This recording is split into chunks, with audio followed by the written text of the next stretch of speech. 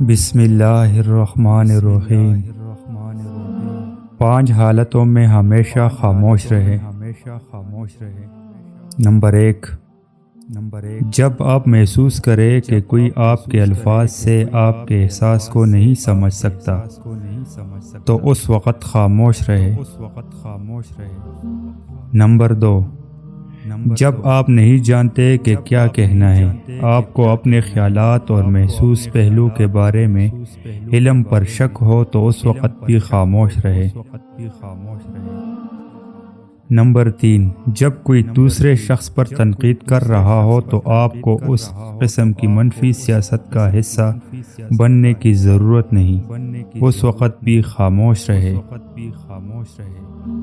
Number 4، جب کوئی غصے اور نفرت میں چیختا اور بڑبڑاتا ہے تو آپ خاموش رہنے سے اس شخص کو آرام دیتے ہیں۔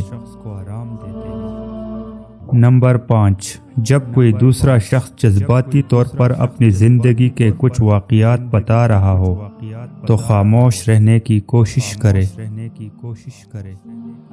جب آپ عروج پر ہوتے ہیں تو آپ کے دوستوں کو پتہ چلتا ہے کہ آپ کون ہیں، اور جب آپ زوال پر ہوتے ہیں تو آپ کو پتہ چلتا ہے کہ دوست کون ہیں۔ زندگی اس طرح بسر کرو کہ دیکھنے والے تمہارے درد پر افسوس کرنے کے بجائے تمہاری صبر پر رشک کرے۔ جنگ کا مقصد اپنے ملک کے لیے مرنا نہیں بلکہ دوسرے کمینے کو اپنے لیے مارنا ہے۔ خامیوں کا احساس کامیابی کی کنجی ہے۔ کمزور مواقع کی تلاش میں رہتے ہیں، باہمت انسان خود مواقع پیدا کرتے ہیں۔